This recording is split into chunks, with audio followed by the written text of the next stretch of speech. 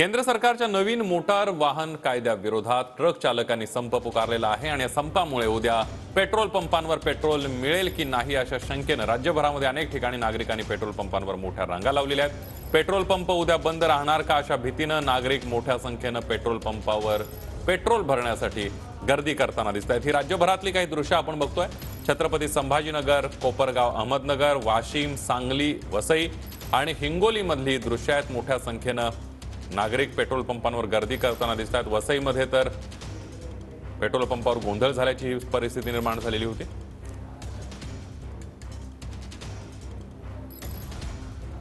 वसईमध्ये पेट्रोल पंपावर वाहनधारकांनी गोंधळ घातलेला। रात्री 9 वाजता पेट्रोल पंप बंद झाल्याने जोरदार घोषणाबाजी करण्यात आली। पेट्रोल पंपावर 1 किलोमीटर पर्यंत वाहनांच्या रांगा लागल्याचं पाहायला मिळालं।